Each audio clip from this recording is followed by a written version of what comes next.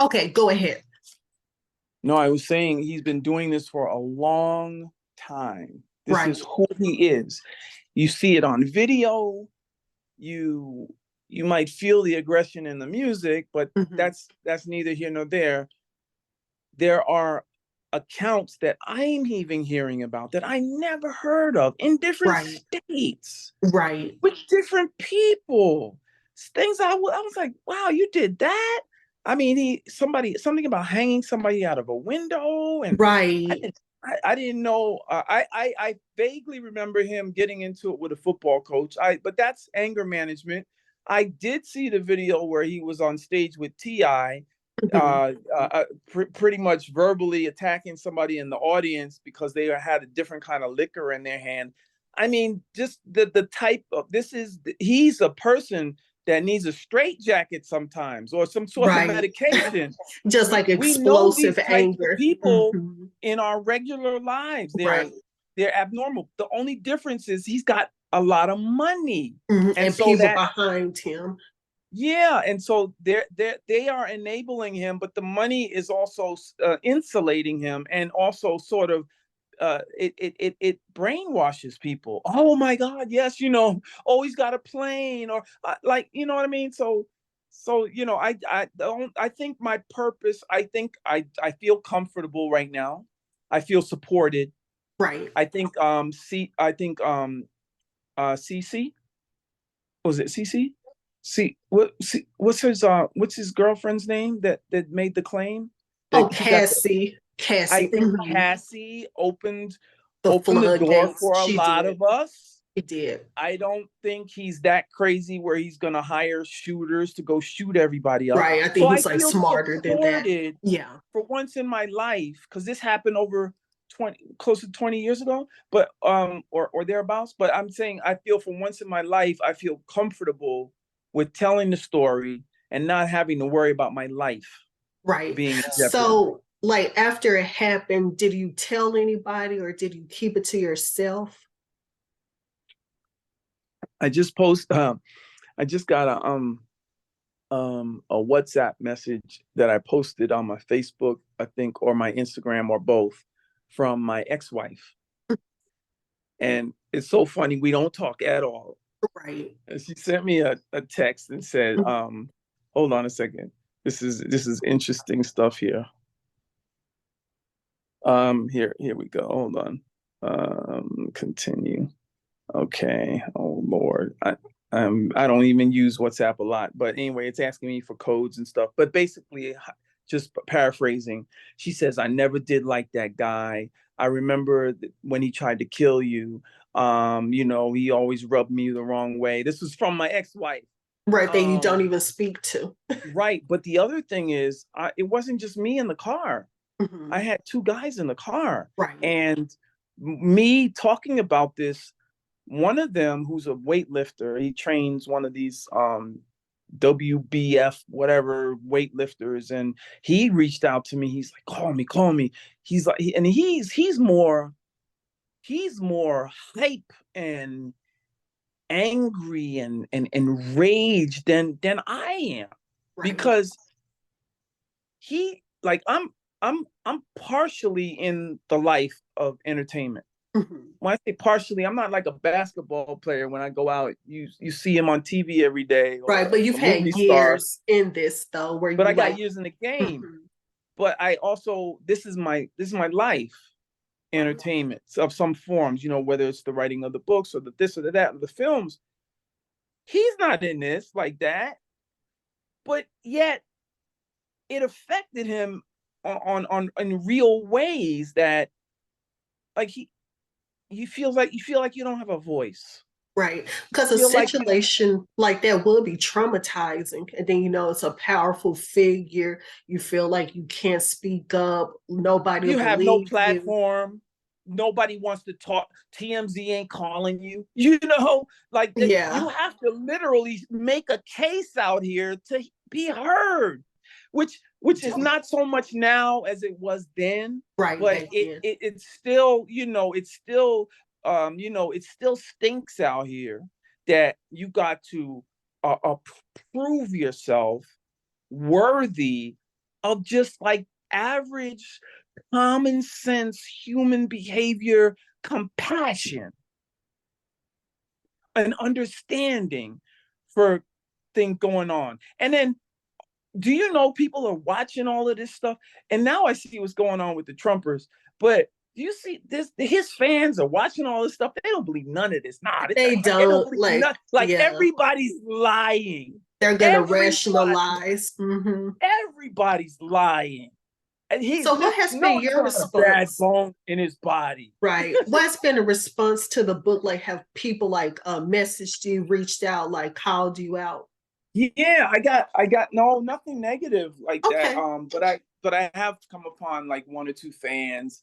Um, oh, only God can judge him. You know, that type. Nothing like Right, right. that was lightweight. Nothing. I mean, that's their way of saying, well, it's okay, we give them a pass. You know, Yeah, yeah. forget that I could have died that night. Right. Forget that there were two other people in the vehicle that could have died. Forget that there was gunplay. You know what I mean? Forget that.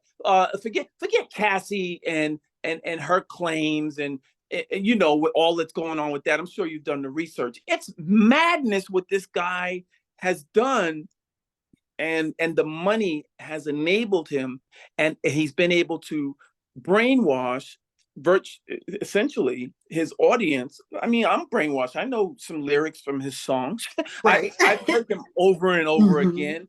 I probably did it at least one Diddy Bop in my life. But the point Right. is, it's like this a sea of other people out there who have haven't been through who aren't behind the scenes, who don't rub shoulders with the entertainers. They're like, Mhm. oh my God, you know, even you know, since this book came out, the night that Puff tried to kill me, you know, I was contacted by another victim of his Okay. who wanted me to write her book. It's called Right. Surviving Diddy. Mhm. And this is the woman that he shot in the face in 1999. Oh, So so I was this like the infamous case of the shooting at the nightclub? This was Yeah, that there's victim? nothing Okay. infamous about it. Yeah. He shot her in the face. Like, I don't think, and do you know the people online are still like, oh, that's just the girl that got shot in the club. Nobody knows her name. They Right. know Shine and J Lo Yeah, but not her. and Diddy and some guy named Scar, whoever that is, because Scar isn't even popular like on J Lo's level or on Diddy's level. You know what I'm saying? She's not even important. But So yet, she's like like, an this anonymous woman victim. got shot in the nose, to the side of the nose, where it is interrupted. Forget about the trauma that comes with that. Mhm. It has interrupted her breathing for 25 years. Wow. 99 for 25 years. We're about to have the 24th anniversary of that shooting, which is when we're releasing the book on the 27th. But Okay. like, can you imagine like all of the stuff, even the stuff that Cassie went through? No, everybody's got their, you know, everybody's got their problems with him. But she got shot in the face. And she's She just got like been that. forgot. Like, I looked her up because I saw that you were writing a book, and I found like nothing on her. Like, I've never seen like any media reports, like nothing about her. It's like she wasn't involved, like she didn't exist. Not only that, she wasn't a club goer like that. She owned a Mhm. beauty salon. Right. She went to help her friend, to support her friend who thought it might be important to be there because her friend had another event going on in the future. So she was just there as a favor. And she hadn't even been in the club like a half hour. She just walked in when that argument ensued. And two people that had guns were Shine and Sean. Right. And Shine's bullet hit Scar, and Sean's bullet hit her. And the bullet coming from Sean's was was a cop killer. It was a hollow point. Oh wow. She Designed was like supposed to expensive damage. die. Mhm. The only reason she didn't is because her story, it'll be in her book, but somebody gifted her with a pair of high heels. Okay. probably weeks before, Mhm. and it was never on her to wear those shoes that night. Right. But because of her sister or whatever suggesting, oh, you should wear those shoes, she wore the shoes, and it took her up an inch from the Oh, wow. bullet. She wears flats. Like, you can't write this stuff. Yeah. That bullet was supposed to hit her in the head. She would not be here. She wouldn't. And Shine might go away for life. If you look at the way that that case was handled, Johnny Cochran, the whole nine, Shine took the weight of it all. Somebody Right. had to go to jail. Somebody had to. Yeah. It wasn't So going to be so Diddy.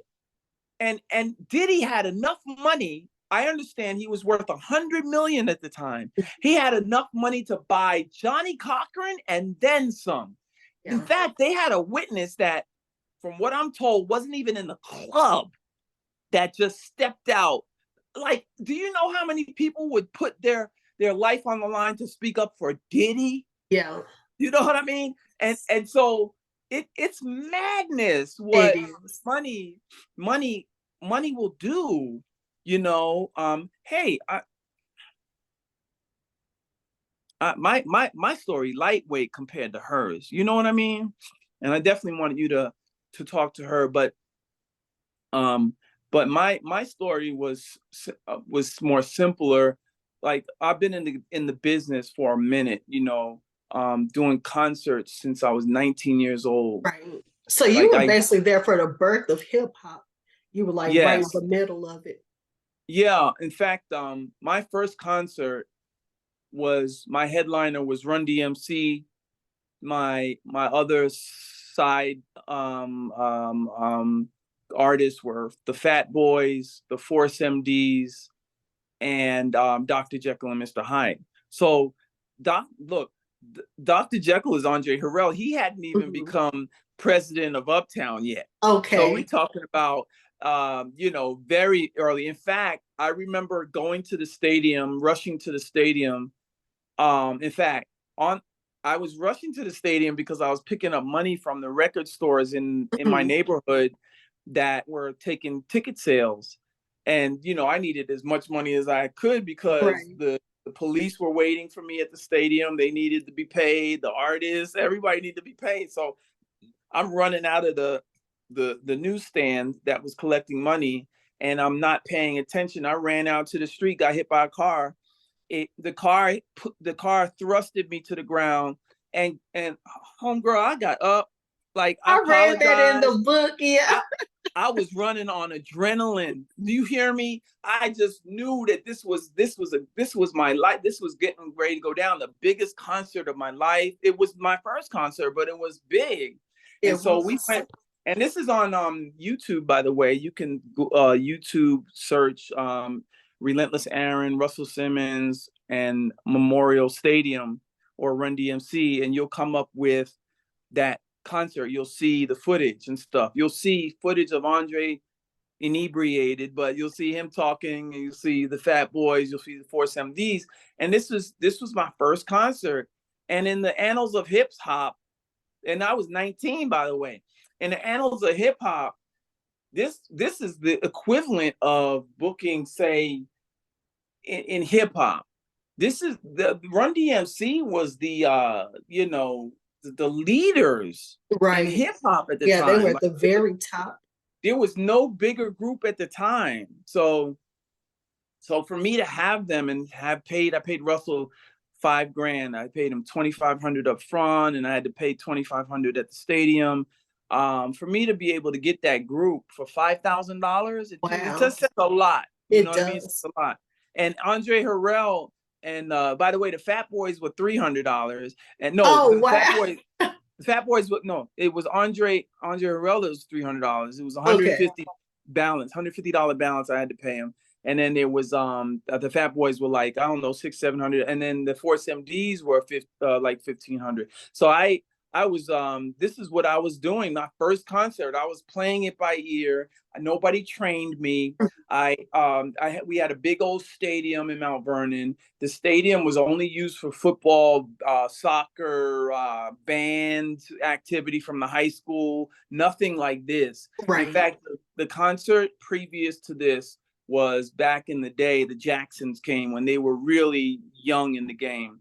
So there Okay. hadn't been a concert there. So I got the stadium for $150. Oh So I'm wow. telling you, I had to rent a flatbed truck to pull out into the middle of the field. The flatbed truck, for everybody who doesn't know, is what they put the 18-wheeler canister on. They put it on the flatbed truck. So the flatbed truck was our stage.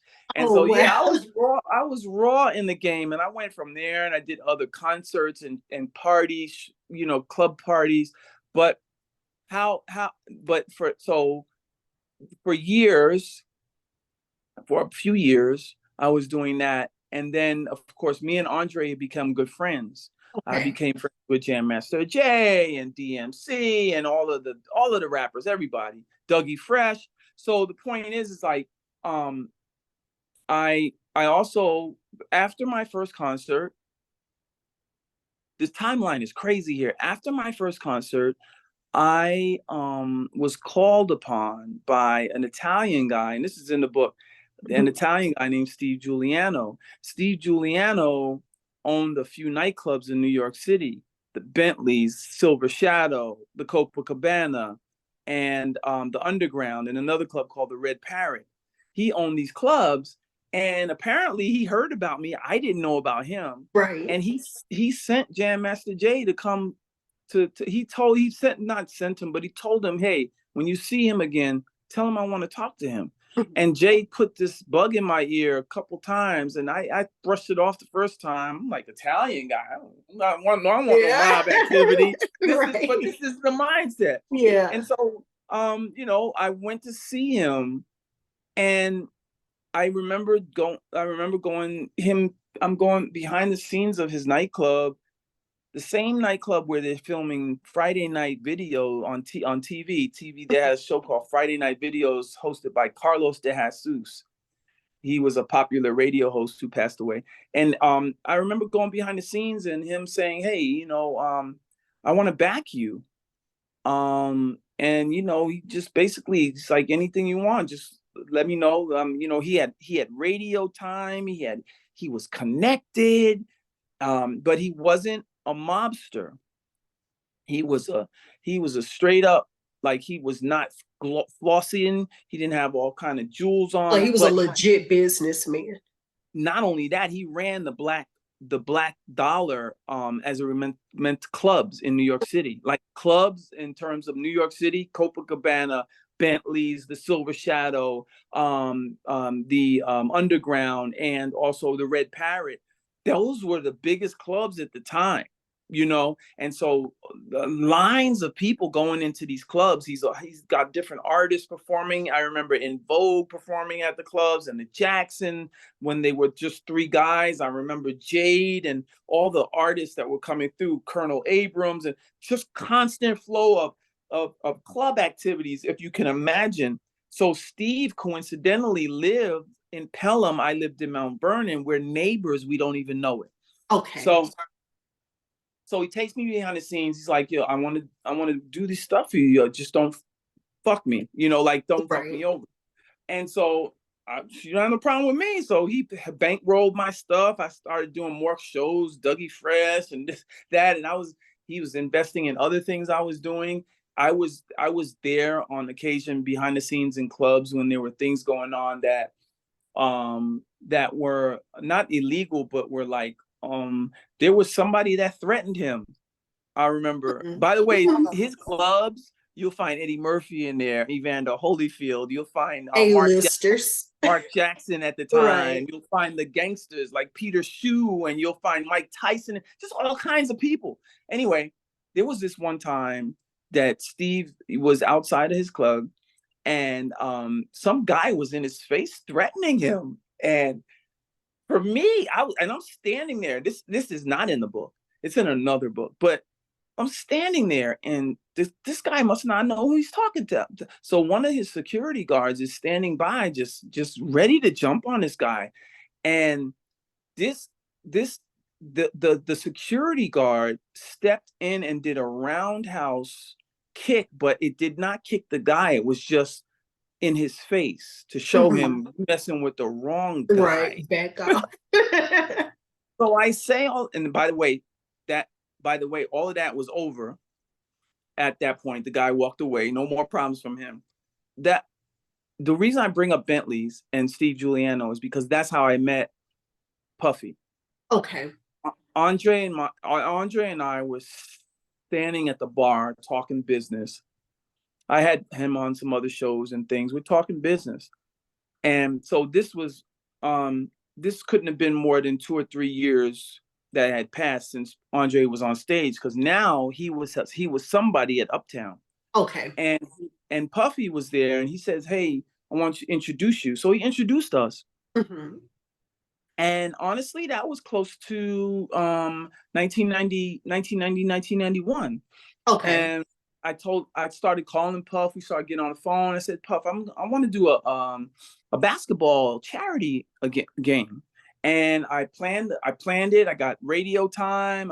I was just, Puffy was going to be on my team.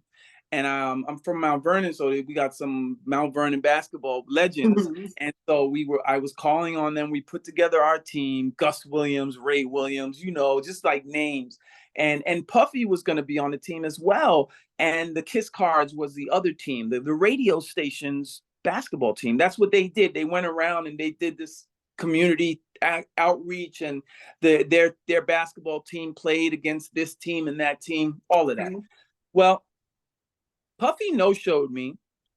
Oh, wow. I ended up playing in place of him. When I left the gymnasium, by the way, we had barely anybody came. When I left the gymnasium, I'm hearing him on the radio with Wendy Williams pumping up his basketball game taking place Oh, the next day. the next day. Okay. So basically, I felt at the time like he undercut me. He took my idea. Yeah.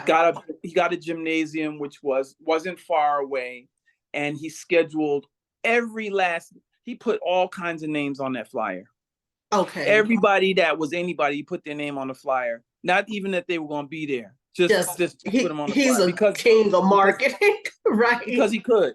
Now this was Yeah. in 91. This wasn't in 99. 99 he was worth 100 million. Back then he was still, It was just like up and coming Puffy. still. Right, Yeah. up and coming. And so he had his basketball game at CCNY. It's become a legend now because 9 people died. They got stampeded on at the basketball game. They were wondering what he disappeared because the fault falls on the promoter. Yeah. And I was venting about it because I'm saying karma, karma, karma. Right. I'm in Yeah. my dad's strip club talking to a bunch of people in the VIP area. And the next morning, I got a call from Curtis Sliwa. He had a radio show called Curtis and Lisa in the Morning on ABC Radio, which is like a powerful station in New York. It was AM, but it was powerful and white. Okay. Okay. And so he woke me up. First of all, I had to get my phone number, but Right. he woke me up, and I was on the air when he woke me up. He's like, hey, you're Gilmore is my birth name, and he's saying, hey, I understand you know about this basketball game, and I'm paraphrasing, and tell us about this P Diddy guy, or he wasn't P Diddy, but he was Right. Puff Daddy. Tell us about this Puff Daddy guy. And so I'm on the radio talking to Curtis Sliwa about CCNY tragedy. Mhm. And only because they can't get any answers from anybody that knew anything about how to get people to events, how we put special invited guests on these flyers, how nobody is responsible, who is how does this promotion of parties, black parties, hip hop, basketball was a new thing. It was like an underground money machine, and how we made money as promoters, because it was off the books. not for nothing, but you didn't have to report you none of that money. Right. And I speak for a lot of promoters and probably throughout the world, but definitely throughout the United States, that we're having parties and functions and everything. Who's accountable? Who's taking count? Who's going to check me? True. That, really, nobody could get checked. And so I was in that way at the time, not now, but I'm saying I was then. And so anyway, there was I ended up getting, there was a limousine that was sent for me, and I went to this show called 9 Broadcast Plaza, run by a guy named Richard Bay. He was one of the outspoken TV hosts back in the day. They had Ricky Lake and Morton Downey Jr. and they had all of these. They had those. They would What they would do is they would set up a stage and they would put yin against yang. They would, you see it now with the who's the father. You know what I mean? Right. Those Yeah. Okay. That sort of thing. what's his name? That's the other one. The guy that does that show. Oh, Maury. Maury. Uh-huh. You had Jerry Springer. This is the world that I had come up in, and so this guy sent me a limo, had his people call me, and I didn't mind going. I didn't have an agenda. Yeah, I was a little mad at Puffy for not showing up, and yeah, I was talking this karma, but I wasn't trying to Be malicious or eliminate attack him, nothing him. like Yeah. that. But shit, I got a chance to be on broadcast television. It was Right. my, You're gonna take that chance. so I went. They sent the limo, and I went on. I'm on stage with Dougie Fresh. I'm on stage with William Kunstler, the legendary attorney.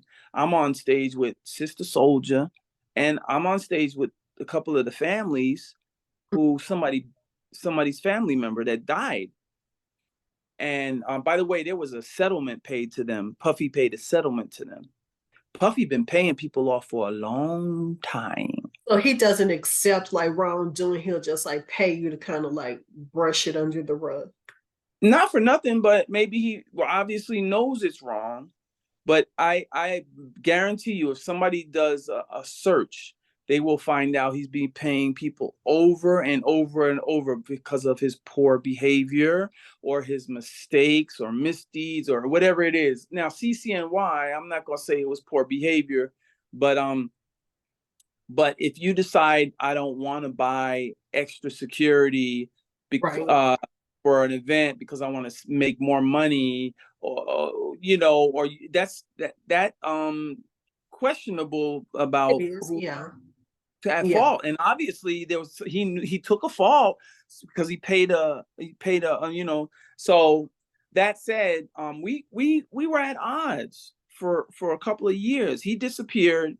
Eventually he had to have accountability for the event, but I'm still doing my thing. I stopped going to speak on any kind of stages Right. relating to him, but that So one time after the after that, basketball game, you two like didn't have any more contact. It kind of like nope. severed the relationship. Absolutely. In fact, Okay. you know, at 9 Broadcast Plaza, when I left the stage, Misa Hilton was there getting in my face like, you don't know what you talking about. Like how y'all be. Right. But she was all in my face with her little friends. I had somebody with me, so that there was nothing physical, but she was a puffster. That's what I call them, at the time. But she was, of course, she was a lot more than a puffster, but she Right. was the head of the puffsters. And in the pool with him, you tell two friends and I'll tell two friends, and that whole thing. Right. So, but hey, I'm not mad at her. I'm not mad at her. She did what she's supposed to do. You're supposed to stand by your man. Okay. But I got a call from Steve Giuliano after I left there, and he's like, "Why? Why are you there?" I got a call from the radio station. They're asking like, "Why are you going on stages or whatever?" Because I was supposed to go on Good Morning America. And I'm telling you, this was a big tragedy in New York when these 9 people got trampled at this basketball game. So he suggested I stop because I didn't have nothing to sell. I didn't have a book or a movie, or I was nothing promoting nothing. I was just a thought leader, really. You know, if something happens today, what in the world, like we have a thing in Israel and all that, news organizations want to talk to somebody that knows what they're talking about They relating to that. do.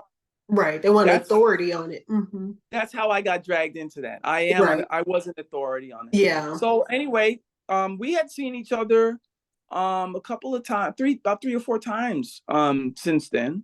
Okay.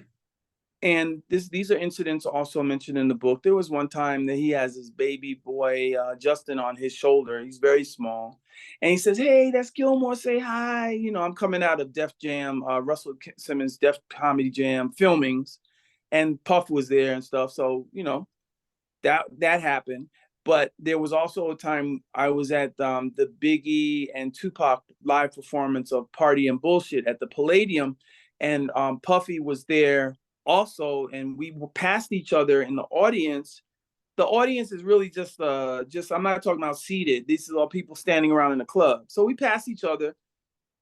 I stretched out my hand like, bro, let's make bygones be bygones, and he just passed me off like fuck you. He didn't say it, but I want to But tell you you could that. tell. Yeah. It was the But body language. a second later, he said, "Oh, whoa, wait." And he came back. He doubled back around. He said, "Hey, yeah, let's squash that." So we gave each other a pound, and I Thought it was thought, over. okay, Yeah. hey, New hey, start. Yeah. because it was years later. Right. Maybe he didn't want to harbor that. Okay. There was another occasion that we saw each other, and that was I was doing these talent shows in New York, very big. I was doing them weekly, and this one talent show I had was sold out. Fire marshal at the door telling me he couldn't let nobody else in unless I let somebody out. So Puffy shows up. Look, I got Freddie Jackson and Mike Tyson in this club. I am now, I don't have time for nobody. I'm trying to network with the big dogs, right? Right. Puff calls me to the door, come to the door. I'm like, what's up? He's like, he had 10 people with him Oh wow. talking about what's up. I'm like, bruh, I can't help you. Basically. I'm gonna be honest with you. I took joy in turning him away. I Yeah, did. I can imagine. I'm just thinking about my mindset at the time, Hmm. but I took joy in turning him away. I didn't need him in my life. He's not doing anything for me. Right. And then on top of that, the fire marshal's here. So Yeah. I want to say that, yeah, there were some weird run-ins that we had that never really Never amounted escalated, nothing major. right Hmm. until that night. And that night I was picking up money. I had a magazine called The Superstar at the time. And I would have large advertisers from the record companies, but then I would have the small businesses that would pay a little 10, 15, $25 to have a little ad in there every month. And so I'm going around picking up money, beauty salons, barbershops, nightclubs, restaurants. And I have two guys with me wearing my Isuzu Trooper. It's a stick shift. And we're going through, so I'm in Westchester, that's where I live. I go through the Bronx. A lot of my clients, they're all over the state of New York, but I'm going into Harlem. So I Okay. go to Harlem and I meet this guy named Gene, someone or whatever. He was part of some group starting Death Row East. And obviously they were doing something with Suge Knight. And Hmm. obviously Suge and Puff were at odds. But the guy was passing out t-shirts and he's like, hey, we starting Death Row East. If you got some artists, blah, blah, blah, blah, blah. I said, all right, give me a shirt, whatever. I threw the shirt on. Yeah, didn't think anything of it. Nothing. I wasn't involved with no East Coast, West Coast BS. I'm not part of the music industry like that. Hmm. I had a, yes, I had a public access TV show, and yes, I had celebs on there. I had like major names were on my show that got me into ASCAP functions, that got me into Grammy functions, that got me into bigger functions, but not where I was like some hip hop impresario that was affected by. It's so funny, if you are not a part of some agenda, it's like it's not even happening. Like it's not even part of your registry at the moment. Like you're doing something, you're living your life. Not for nothing, but you know what's going on in Russia, and you know what's going on in Ukraine, and none of that is affecting me for some strange reason, because I'm busy writing the books. I'm Mhm. busy creating digital products. I'm busy. I just got off the phone with clients that I'm helping with their business credit. I'm busy being me, doing the entrepreneur Booked and thing. busy. Right. So I'm not thinking about no back then. I'm not thinking about no East Coast West Coast thing. But I wore this shirt, and we going downtown now to a club called the down the not the down under the well, anyway, it's a club that it's in the book, but it's a club that Red Alert is playing at. Red Alert, popular DJ in New York, pop hip hop DJ in the world. Downtime, that was the name of it. So we go to Downtime. If you could picture, it's nighttime. It's probably about midnight. There are people online to get in. There's a parking space across the street. I can't believe it. I got in there. We go, by the way, we're passing lines at this time. At least I had that kind of power and influence. So I'm not standing in nobody's lines.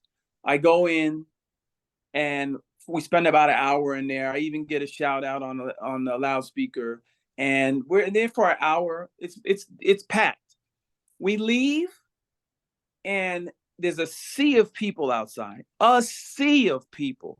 They can't get in the club. It's already sold out. So they gonna party in the streets. That's just how we do it, right? They got Right. the music blasting and they're out there. And I'm like, okay, look, this has been a long day. I'm going to my vehicle. And we go to the vehicle, and and put the window down, and I'm about to pull out, and Puffy pulls up. He's not driving, he's in the passenger seat of a sports car, expensive sports car. Don't know what it is, but it was a convertible.